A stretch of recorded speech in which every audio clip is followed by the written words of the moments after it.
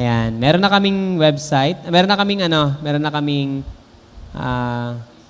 ano ba to? Hindi siya page eh. Website. As in, I think website to. Ayan. So, ito ang aming naging mission trip sa Palawan. So, makikita natin dito yung aming website. Sige, baba pa natin. Pwede na kayo mag-join dyan at mag-support sa aming ministry. Nakalagay na rin ang aming details kung sino-sino ba ang mga missionary na nag-accept sa call ng Panginoon to reach people.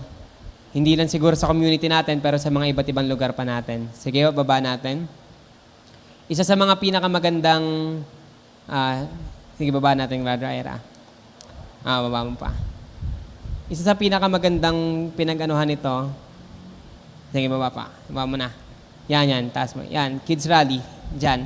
Isa sa pinakamagandang naiano ng Panginoon sa amin, na ibigay sa amin ng Panginoon as we go to Palawan, ay ito mga bagay na to, ito mga batang to, na ilan dito sa komunidad na to, pumupunta sila mula sa taas ng bundok. Yung pinakaunang picture dyan, Kids Rally, yan, ng May 11. Sige, try mo nga.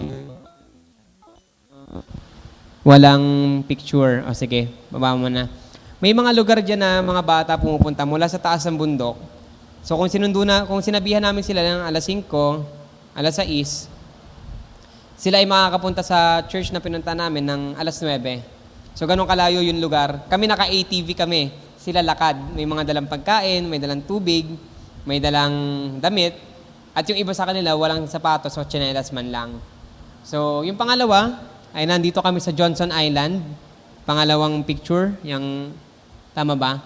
Ayan, tama. Sports ministry. Yan ba yun? Iba sa yung picture na yan. Siguro mali lang na ilagay. Yung picture na yan, yung pangalawang picture, ay naandun kami sa Johnson Island. Na yung mga tao, halos magkakakilala sila kasi isang isla lang naman sila. And hindi naman siguro first time, pero iba yung approach nila sa amin. Na para ba kaming foreigner. Pero Tagalog din naman sila. Ang gusto ko lang sabihin dito is, sila ay isolated sa most part of the Philippines, especially sa city. So, hindi nila alam yung mga basic na alam natin, hindi karaniwan sa kanila. Isa sa example, for example, itong tablet. May isang bata na sumigot, ang laki ng cellphone, no? Yan. So, ganun yung buhay nila doon. Ang primary na pamumuhay ng tao ay pangingisda, at wala silang ibang puno, kundi siguro niyog, something like that, mga fire tree, kung tawagin nila ay fire tree. Pero ultimong mangga sa kanila ay isa ng biyaya o isang malaking bagay na sa kanila.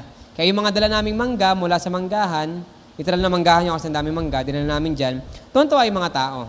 At isa sa mga mai-report ko lang dito sa ministry na to, is grabe yung kanilang dedication para lamang makarinig ng salita ng Diyos. Dahil itong mga batang to sa unang picture, lahat yan naglalakad mula sa taas ng bundok, papunta sa gitna. Wala naman kami sa baba, pero gitna ng bundok. Walang konkretong daan. Meron man sa main road, pero ang dinadaanan namin ay putik, alikabok, at purong lupa. At yung nasa gitna naman, literal po dyan, walang konkretong daan sa Johnson Island. Lahat buhangin. Kahit nakachinelas ka, ang init sa paa. Tanghaling tapat, hindi naman tanghal. Siguro alas 9 yan. Alas 9 ng umaga. Yung picture na yan. At makikita nyo yung mga bata dyan na curious talaga about sa Panginoon. Walang simbahan sa lugar na yan kasi bawal magtayo ng structure. Yung pinagsasambahan nila, yung mismong kinakatayuan namin na yan, na meron lang shade na doon sila sumisimba. At kapag ginabi na yung pastor, wala na, hindi na siya makakauwi. Kasi sumasabay lang siya sa mga mangingisda sa pump boat para lamang makapunta dyan. At yung pinakahuli, yung mga tao na nakasalamuhan namin. Hindi lahat sila magaling magtagalog, pero lahat sila curious para malaman o makilala ang Panginoon. Kasi hindi po lahat ng tao doon ay talagang naabot ng salita ng Panginoon. Sige, baba pa natin kung meron pa. Wala na ba? Sige, baka meron pa yan. Ayan. So, ito mga picture nito, kung makikita natin dito, may common denominator ang mga bata dito. Nakita, andun pa yung picture ko. May common denominator ang mga bata dito. lahat po sila ay hindi lumaki sa pamilyang katulad natin na may simbahang maayos. Sa 6 na lugar na pinuntahan namin, dalawang church lang ang may konkretong haligi. Lahat ay kubo. Minsan butas, sobrang init kasi walang electric fan, walang electricity. Yung mga tao naglalakad, kaya mostly nung kanilang ang tawag dito? Service, laging hapon. Kasi mainit nga, tapos naglalakad lang sila. At makikita mo yung iba talagang walang sapin sa paa. Tapos, mas marami sa kanila ang gustong sumunod sa Panginoon, sa ministry. Kaso may dilema. Hindi nakasama dyan tinangan natin ko nandiyan si Pastor Togle. Baba nga natin, brother. Kung nandyan. Wala si Pastor Togle, Wala. Si Pastor Togle ay isa siya sa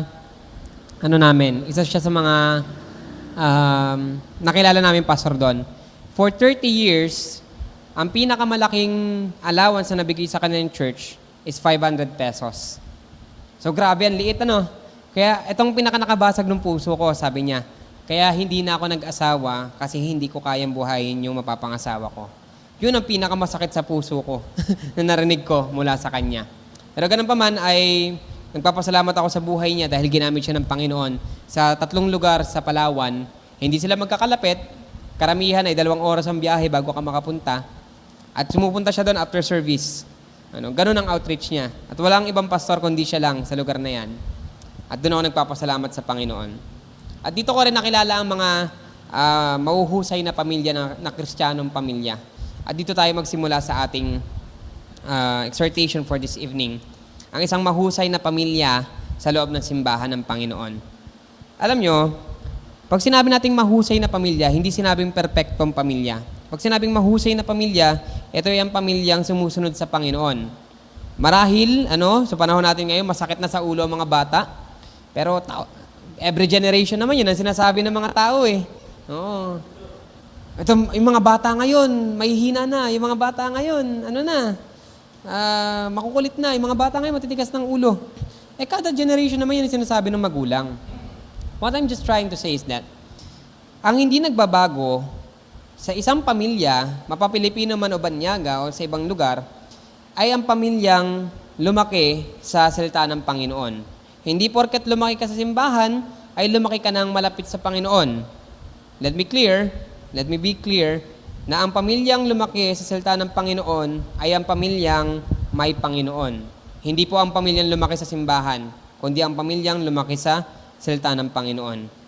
Kaya naman ngayong araw na to, ay pag-usapan natin kung ano ba ang bumubuo sa isang pamilyang Kristiyano na pinamagatan nating, Tagalog sana to pero English, the family inside the church. Kung meron kayong mga Biblia, ay maaari natin buksan sa Proverbs 24, verses 3 to 4.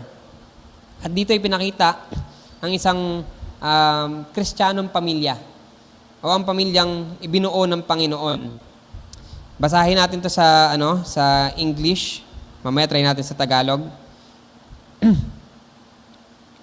Sabi dito sa Proverbs 24 verses 3 to 4, through wisdom a house is built, and by understanding it is established. By knowledge the rooms are filled, and with all precious and pleasant riches. Try natin sa Tagalog. Sa Kawikaan 24, Kabanata 24, talata 3 hanggang 4. Sa pamamagitan ng karunungan ay naitatayo ang bahay at naitatagag sa pamamagitan ng kaunawaan. Napupuno ng mga silid sa pamamagitan ng kaalaman at lahat ng mahalaga ay kaaya-ayang kayamanan.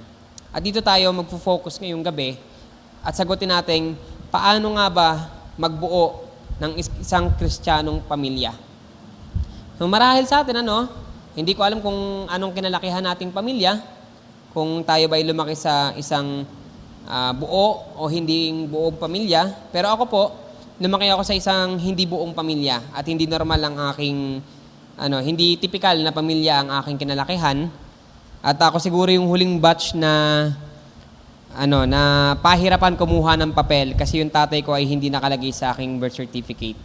So, ako yung huling batch na maraming power of attorney kailangan bago makakuha ng ID, makakuha ng passport, makalabas ng bansa. Ang daming kailangang ayusin. Pero, binuo ng aking tiyahin, ng aking tita, ang isang Kristiyanong pamilya. Sa dalawa kong ate, na pinsan ng nanay ko, at ako, na pinakabunso sa pamilya namin. At isa lang masasabi ko, ang Kristiyanong pamilya, hindi man perpekto, pero ito ang pamilyang malapit sa Panginoon. Ngayon, hindi ko sinasabing okay yung family namin. Marami kaming lapse, marami kaming pagkukulang, marami kaming hindi kaaya-ayang mga gawain. Isa na dito siguro, lahat kaming inalagaan ng tita ko ay bordado po kami lahat ng tato. Hindi lang halata sa akin, pero marami akong tato sa katawan, lalong-lalo na yung pinakapanganay namin, na buong katawan niya, talagang may tato. At yung pangalawa naman, graduate ng Bible School yon, ganun din, tatuan din yon. At ako, ganun din ako. Lahat kami ay musician, at lahat din kami ay tumugtog sa labas, lahat din kami ay na disciplinary action. Lahat din kami ay sakit sa ulo. Pero isa lang masasabi ko, nang dahil sa perseverance ng tita ko na magbuo ng isang Kristiyanong pamilya, ay nasa ministry po lahat ng kanyang inalagaan. And take note, 4 lang po kaming Kristiyano noon sa buong pamilya namin. Malaki ang angka namin, ngunit 4 lang kaming tumayo na maging Kristiyano. 5 pala kasama yung lola ko sa tuhod. Kami lang ang naging Kristiyano sa pamilya. Pero ngayon meron ng isa pa pamilya, 3 sila na naging Kristiyano din. 3 tao sa isang pamilya. So, paano nga ba bumuo ng isang Kristiyanong pamilya? Mula sa Kawikaan or sa Proverbs 24 verses 3 to 4, ay binigyan tayo ng 3 bagay o 3 alituntunin kung paano magbuo ng isang Kristiyanong pamilya o ng isang pamilyang malapit sa Panginoon. Una, by God's wisdom. Pangalawa, by our understanding. At pangatlo, by our teachings, ay nakakabuo ng isang pamilyang malapit sa Panginoon. Kaya samahan niyo ako as we continue to learn and to himay-himayin, malamnamin ang salita ng Panginoon ngayong gabing ito. Tayo po lahat ay manalangin.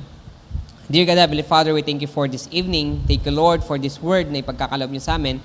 Panginoon, ay gabayan niyo po kami at basbasan niyo po kami, Panginoon, ng karunungan at ng pagkaunawaan sa ito sa salitang inyong ibibigay sa amin. And Lord, itago niyo po ako sa inyong likuran upang kayo po, Panginoon, na mamutawi sa bawat isipan namin at sa bawat puso namin. May you guide us, O Lord, in Jesus' mighty name we pray. Amen. Unang-una sa ating listahan ay ang by God's wisdom. A Christian family was built by God's wisdom.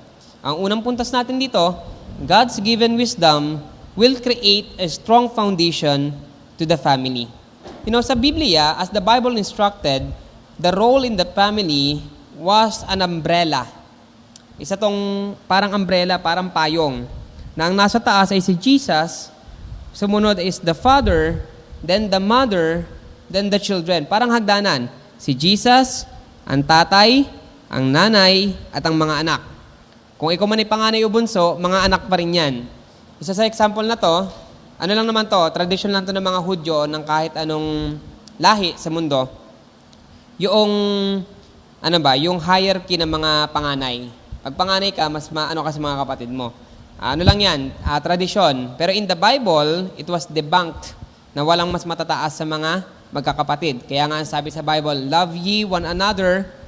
Why? Because punta tayo sa kabilang chapter, because we are brothers and sisters in Christ. Walang mas mataas sa atin at walang mas mababa sa atin bilang mga tao. Kundi ang mataas lang sa atin ay ang Panginoon lang, si Jesus. So siya lagi ang head. Then the father, the leader, the mother, and the children. At this is the structure that the family will grow spiritually.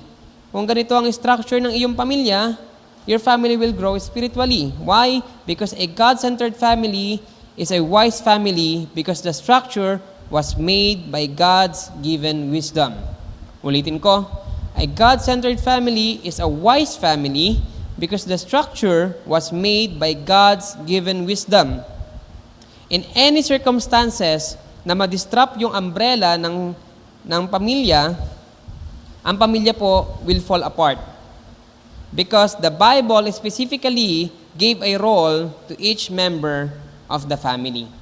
Sige nga, bigyan natin yung member ng mga family. Una, Jesus Christ. He's the member of our family because He is the head of our family.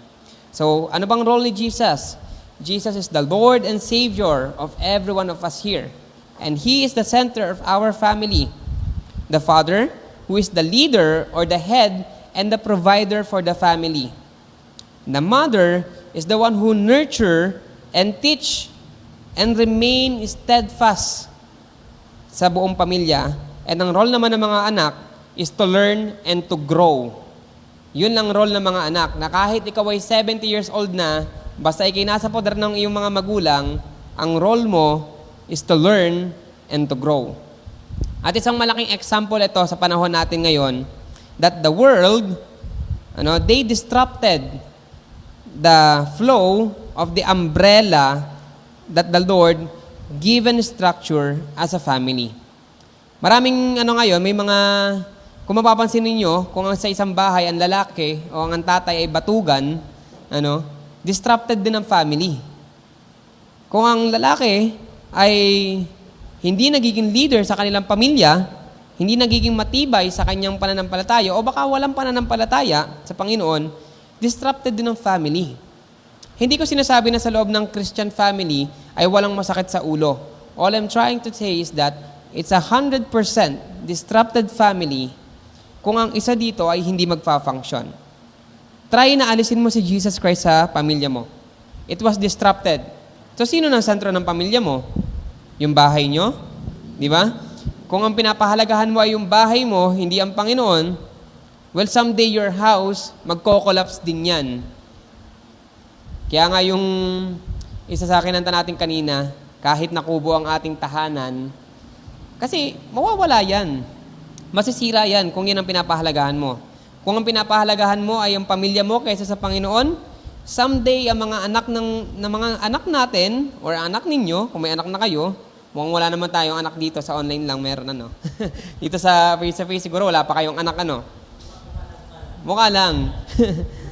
Kung ang anak natin ay hindi marunong makinig sa kanyang magulang, madaling sabi, sila rin ay maliligaw din.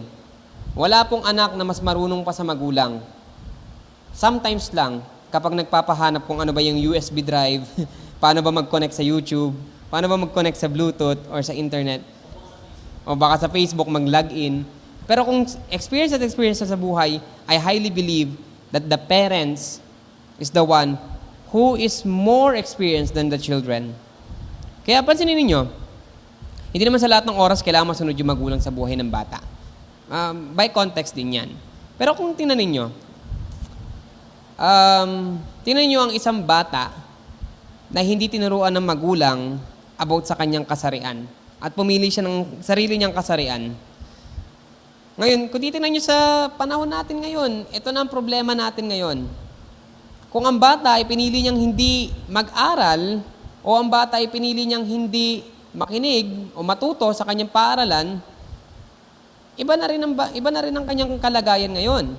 Sabi nga ng isang commentator sa isang TV broadcasting, babaguhin ko lang ang words, dati, ang mangmang tahimik lang. Pero ngayon ang mangmang mas maingay na kesa sa matalino. Bakit? Kasi pinapabayaan na ng mga magulang ang kanilang mga anak na hindi na sila natututo ngayon. At bilang isang guro ay nakikita ko rin to. Nung panahon natin, siguro high school, hindi ko naman kino-compare na mas maganda yung panahon natin. Magandang panahon ngayon. Hindi hamak na mas magandang panahon ngayon kaysa sa panahon namin. Pero, one time, nagpagawa ako ng 250-word essay na ipinatawag pa ako ng head teacher at yung bata daw ay nahirapan sa kanyang pinapagawa ko. But imagine that. Isang bata na hindi marunong mag-essay, one day magiging senador o magiging pangulo ng Pilipinas. Or imagine this. Isang bata na hindi marunong mag-solve ng maliit na equation or kahit maliit na problem lang, simpleng problem lang sa math, division or multiplication, magtuturo sa eskwelahan. Or imagine this, one day, a child grow up without values will lead a nation and think only about himself Think about our future. Isa sa mga malaking dahilan nito ay dahil nagre-refuse na ang mga magulang na turuan ng kanilang mga anak. Naalala ko pa nga dati na hindi na daw pwedeng paluin ng bata. Well, biblical ang pagpalo, biblical ang pagdisiplina sa bata. Kung ako'y papipiliin ng aking buhay ulit, pipiliin ko rin mapalo ulit ng tita ko. Kasi doon ako natuto. And one thing also sa mga magulang din, if the mother refused to nurture and to teach the household and to remain steadfast as the mother of the family, as the woman of the family is also disrupted. Think about a woman, a mother, na mas pinipili makipagchismisan kaysa magluto ng kanilang hapunan. Think about a family like that. Or think about a father that is not leading the family, but the wife or the mother is the one who is leading the family. Think about this kind of family. This is not a godly designed family, but this is what? A family that is not what the Lord wants to do. Of course, meron tayong mga gray areas dito. Paano naman, pastor, yung mga single parents? Paano naman yung mga, alam mo na, ako tulad ko, di lumaking may magulang. Alam po, paano naman yung mga taong hindi nabiyayaan ng anak? Disrupted ba yung pamilyang to? No. Balik tayo sa number 1. Jesus is the Lord of Savior of everyone in this world, and He is the center of the family. Kahit na may kakulangan ka bilang isang tao, kung ang Panginoon naman ang iyong sentro ng iyong pamilya, kayo pa rin ay kompletong pamilya. At ito pa rin ay pamilyang ibinigay ng Panginoon sa atin. There are many times in the Bible na makikita ninyo kung gaano ka-unfair ang isang pamilya. Ngunit makikita nyo rin ang biyaya ng Panginoon sa buhay nila. Isang example na lang to, the 12 tribes of Israel. Si Jacob, kung gaano siya ka-unfair sa first wife niya, kaysa sa kanyang pangalawang asawa, sa kanyang beloved wife. And imagine kung gaano kahirap yung pinagdaanan ng pamilyang ito para lamang ma-please ang kanilang tatay. But look at this. Even though Jacob is frail and sinful man, although he is imperfect person, the Lord God is the one who fills the gap on their family. So kung ikaw man ay disrupted man yung pamilya mo in any of this kind na discuss natin in this umbrella, punta ka uli sa una. Jesus is the Lord and Savior of everyone, and He is the one who designed your family. Even though you grew up without your parents, even though you grew up without children, or even though you grew up without one of them, it was God-designed family if your family is Christ-centered family. Yan po ang pinakauna nating puntos ngayon. It is God's given wisdom will create a strong foundation sa ating family. At paano magkakaroon ng strong foundation sa ating family? To what? To make Christ center of your family. Pangalawa, sabi dito, through wisdom a house is built, and by understanding it is established. Ang pangalawa nating puntos ngayon, by our understanding the Word of God is the key of established Christian family. Remember this, knowledge is useless unless we understand it. Walang kwenta ang ating pagkakaalam sa Panginoon o ang ating pagkakilala sa Panginoon kung hindi naman natin siya naiintindihan. That's why Jesus Christ not only tell something about Him, but He teach Himself to the disciple. And sa ating pamilya, kung hindi mo kayang ituro ang Panginoon sa mga anak mo, isa yung malaking kakulangan hindi sa mga anak mo, kundi sa Panginoon. And think about this. If your children or parent is a godly person, it is a person, a family that the Lord is pleased. Nalulugod ang Panginoon dito. Pastor, ayaw sumimba ng anak ko Pag linggo, lagi na lang nagpapaluan kami, nagsisigawan kami. Well, sino may choice na magkaroon ka ng anak? Choice mo yan, di ba? So it is your responsibility. Nadalhin sila sa Panginoon. And if you refuse to do that responsibility, you refuse to what? To follow and obey the Lord. Isa pa, kung ikaw naman ay mananampalataya na kabataan at hindi alam mo naman na hindi mananampalataya ang iyong mga magulang, Let's think about this. Minahal ka ng mga magulang mo. Mahal ka ng mga magulang mo. Share them the Word of God. Bakit? Kasi mahal mo rin sila. Kaya nga ang tema natin ngayong May is God-centered family. Hindi to basta tayo lang na nasa loob ng simbahang ito. Kundi paano naman yung mga kasamahan na natin na wala yung mga pamilya dito. It is a God-centered family if Jesus Christ is the center and if we understand the Word of God. We share it to them. And by understanding the Word of God, it is the key of established Christian family. And disclaimer ulit, hindi po ito perfect family. Pero it is established Christian family. A family that is growing in the Word of God. And remember this, knowledge is useless unless we understand it. And you cannot say that you understand the Lord if you cannot teach it to your family. Mahirap sabihin na naiintindihan mo at nakilala mo ang Panginoon kung hindi mo siya kayang ituro. Why? Kasi kung hindi mo siya kayang ituro, kahit sa pamilya mo man lang, o kahit sa mga kapatid mo o magulang mo man lang, you became, hindi naman disobedient, but you cannot walk sa greatest commandment ng Panginoon.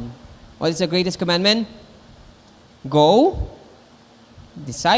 make disciple, baptize them to the whole world in the name of the Father, of the Son, and the Holy Spirit, through Judea, which is your family, Samaria, which is your neighbor, and to the ends of the world, which is the mission field in the world. If you cannot share the Word of God in Judea, you cannot share it in Samaria, you cannot share it to the ends of the world. So start it with your family. Nung bata ako, lagi kong kinikwento to, nung ako ay baby pa.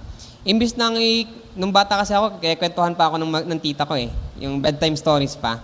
Imbis nang ikwento niya sa akin si Nemo, hindi ko nga kilala si Nemo si Cinderella. Imbis na gano'n na ikwento ng tita ko, ang kinikwento ng tita ko, yung Bible stories. Kaya pagdating ko ng Sunday school, pag hindi nag-aaral yung teacher ko ng Sunday school, alam ko na yan mali ka, pumulot si David ng 3 bato, hindi 1 bato lang. Alam ko na agad, kasi kinikwento ng tita ko sa akin. At hanggang sa paglaki ko, ay dala-dala ko yung mga tinuro niya. Simpleng Bible stories lang, pero nakilala ko ang Panginoon on that very simple stories. At imbis na ako bilan niya ng mga libro, kasi mahilig-hilig din naman ako magbasa kahit paano, ang binili niya sa akin yung My First Bible. Alam niyo yung My First Bible? Yung may picture. Hindi naman ako marunong magbasa, pero tinitingnan ko lang yung mga picture. Naiintindihan ko na. Nakita ko doon si Gideon, nakita ko si Samson, paborito ko. Samson paborito ko, kaya siguro nagpahaba din ako ng buhok kasi paborito ko si Samson.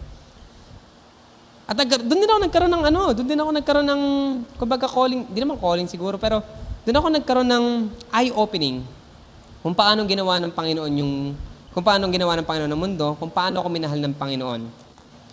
At kung nandito kayo nung Sunday, nakwento ko yun nung Sunday, na pag nagkwento yung tita ko ng Old Testament, tuwang-tuwa ako.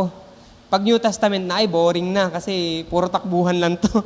Si Jesus Christ lang yung magandang story dito nung pinako siya sa cross. Kasi makikita mo yan every Semana Santa, mapapanood mo sa TV. Pero pag Old Testament, tuwang-tuwa ako. Imagine I am 5 years old.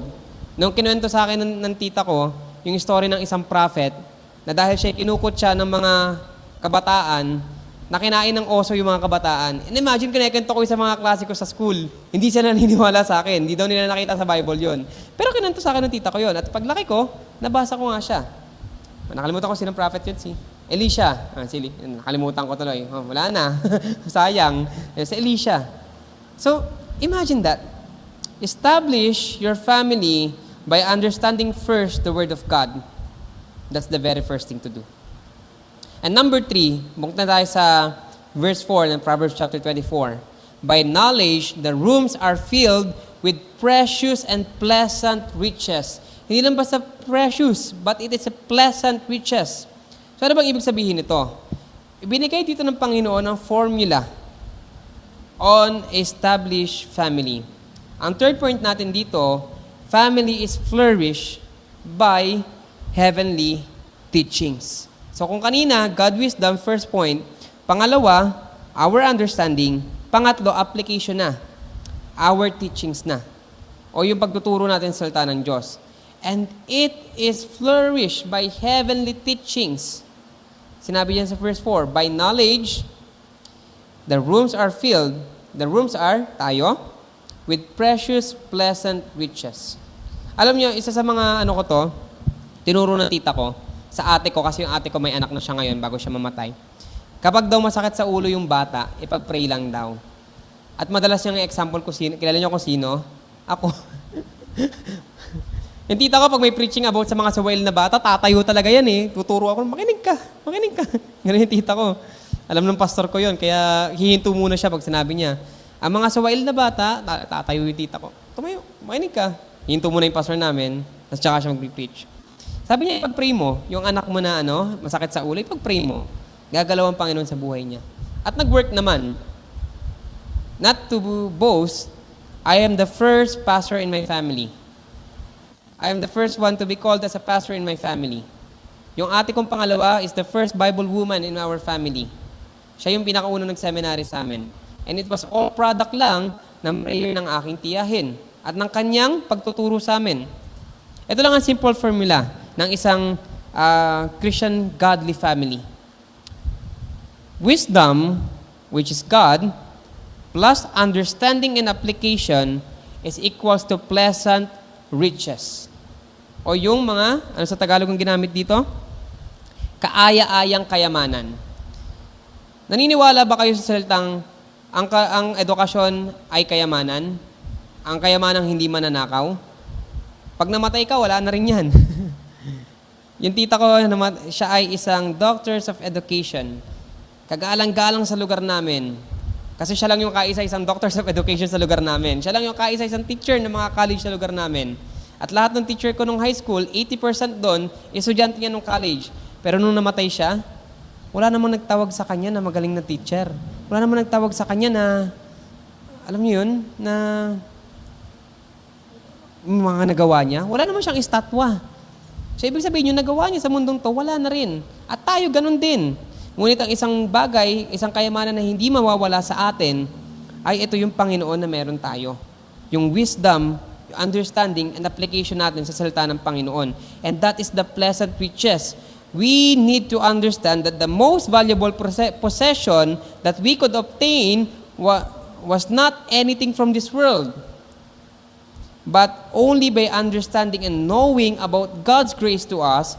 This is our responsibility also to teach to our family. Ito yung pinakamagandang regalo ng Panginoon. Yung pagkakaunawa at pagkakakilala sa Kanya. Because in John 1:12, sabi doon, tayo binigyan ng pagkakataon na maging anak ng Diyos. Dahil kay Kristo. Dahil naintindihan natin si Jesus, naunawaan natin si Jesus, at nalaman natin ang ating kalagayan, tayo ay naging anak ng Diyos. At ito ang formula. At ito ang, hindi naman formula, at ito ang tatlong bagay kung paano ka makapagbuo ng isang Kristiyanong pamilya. It is by God's given wisdom, it creates a strong foundation in the family. Number 2 is to understand the Word of God. It is the key of established Christian family. And number 3, it is a family flourished by heavenly teachings. So imagine a family na ang pinag-uusapan mo buhay ng ibang tao. And imagine a family na ang pinag-uusapan yung kabutihan ng Panginoon. Saan mas masayang pamilya tumira? Sa isang pamilya na ang pinag-uusapan ay ang kabutihan ng Panginoon. Imagine a family na sa hapagkainan nagmumurahan. Or imagine a family na bago kumain, sama-sama nananalangin. Saan pamilya masarap tumira? Sabi ng iba, boring daw ang isang Kristiyanong pamilya. Hindi Maraming adventure ang isang Kristiyanong pamilya. Maraming adventure na ibinigay ang Panginoon sa isang Kristiyanong pamilya. Maraming pagsubok ang binigay ng Panginoon sa isang Kristiyanong pamilya. At kung ang pamilya mo ay dumadanas ng pagsubok, magalak ka. Magalak tayong lahat. Dahil patunay lang yan na ikaw ay Kristiyanong pamilya dahil sinusubukan ka ng kaaway. Ikaw ay kinakalaban ng kaaway.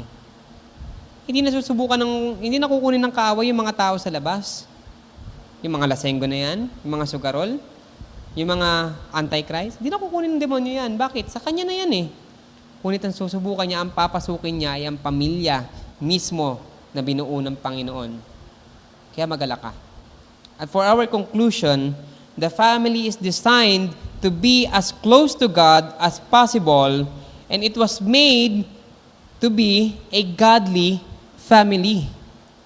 Ulitin ko, the family is designed to be as close to God as possible, and it was made to be a godly family. Maging pamilyang makadiyos. Ngayon, Pastor, paano naman yung aking asawa? Hindi ko talaga madala sa simbahan. Pastor, paano yung aking anak? Talagang hindi na nagbago yung anak ko. Pastor, paano yung aking magulang na ayaw nang umalis sa kanilang kinalakihan? Just think about this. The Lord saved every one of us individually. Individual tayo Hindi dahil ikaw ay hindi porke birth, ikaw ay anak ni doktora, ay ligtas ka na. Hindi. Ikaw ay naligtas dahil sa pananampalataya at sa biyaya ng Panginoon. Think about this. Do your best to your family. And if they do not accept God or Jesus Christ in their life, pasensyahan. Yun talagang sinabi ng Biblia. Ang lahat ng hindi kumikilala kay Jesus na bilang tagapagligtas niya, ay masusunog sa dagat-dagatang apoy. Pero nakakalungkot lang. Pero tandaan natin to. Dinisay ng Panginoon na nandyan ka, na ikaw ang Kristiyano, para sabihin sa kanila ang mabuting balita. Dinisign ka ng Panginoon na ikaw ang makakilala dahil gagamitin ka niya para makakilala ang iyong pamilya. Now I will end with this part. Nung namatay ang tita ko, I had the privilege to preach sa kanyang burol. And maunting percent lang sa family namin ang may alam na isa po akong pastor. Hindi nila alam na isa na akong pastor ngayon. Kaya naman nung tinawag ako to preach the Word of God, talagang gulat na gulat yung mga tao. Kilala nila yung tita ko na talagang makadiyos yan. Kapag merong family reunion ng linggo, hindi yan pupunta. Kapag alam niyang inuman yung dadatnan niya sa birthday yan ng kanyang kamag-anak, hindi yan pupunta. Makita nga lang niya may nagsusugal sa labas ng bahay mo, hindi yan papasok sa bahay mo. Ganon yung tita ko, ganon siya ka-stand. Kaya nagulat sila nung nalaman nila naging pastor din ako. Alam niyo sinabi nila? Nagbunga ang mga panalangin ni Ellen. Ellen po yung tita ko. And I just said, no. Nagbunga ang ipitinanim ng Panginoon sa puso ni tita to create a Christian, first Christian in my family. Hindi first Baptist, first Christian in my family. to plant a seed in the first Christian in my family. At hindi perfecto yung pamilya ko. It's just an example. And in the Bible, one of the family that is notable, isang notable family, ay ang pamilya ni Isaac. Isaac, Rebecca, sa kanilang anak na si Esau and Jacob. Nagpapatayan yung dalawang magkapatid. Trinik ni Rebecca, yung kanyang asawang si Isaac. Pinagkaisahan nila si Isaac para lamang makuha ang birthright ni Esau. At si Esau, sabi nga hindi ko naalala kung sino nakaraan nag-preach dito noon about kay Esau and Jacob. Wala namang sinabing sa mama si Rebecca sa kanyang anak na si Jacob. So probably Rebecca lived her life nang siya ay hindi pinapansin o kinakausap man lamang ni Esau. It was a disrupted family. But think about this. The Lord is the one who put that family, and He uses that family to establish His nation. The Lord is using broken families. When I say broken families, hindi yung walang nanay, walang tatay. Ay broken families, ay sinful families to bring glory sa Kanyang pangalan. So kung ikaw man, ang pamilya mo man ngayon, nahihirapan kang ibigay sa Panginoon, o ipadala sa Panginoon, o idulog man lang sa Panginoon, tandaan mo to, ginagamit ng Panginoon ang pamilyang hindi kaaya-aya upang ipahiya ang mga taong nagmamataas. Ang kailangan mo lamang gawin, sumunod ka sa Panginoon, sundin ang kalooban niya sa mundong ito. Tayo pong lahat ay manalangin. O dear God, Heavenly Father, we thank you for this evening. We thank you, Lord, for the life and the family that you've given to us. Salamat, Panginoon, sa simbahang ito ng First Baptist Christian Fellowship na nakikita namin, Panginoon, ang kabutihan mo sa bawat pamilya sa tahanang to, simbahang ito. Nawa, Panginoon, I pray for them, napakaingatan niyo po sila, at gabayan niyo po kami, Panginoon, as we continue to live this life, and may our family, O Lord, be a God-centered family. Lord, we trust them unto you, ang aming mga kabataan, aming mga young pro, aming mga kananayan, at lalong-lalo na, Panginoon, ang aming mga katatayan, ang mga kalalakihan sa lugar na to. Lord, we pray na tumayo, Panginoon, ang bawat kalalakihan to be a leader of this church. Na tumayo, Panginoon, ang bawat kababaihan na maglingkod sa iyo, at tumayo ang bawat kabataan upang magamit sa iyong tahanan. Lord, we trust everything to you, to our family, to our life, to our church, work, and ministry. May you bless us all, Lord. In Jesus' name we pray. Amen.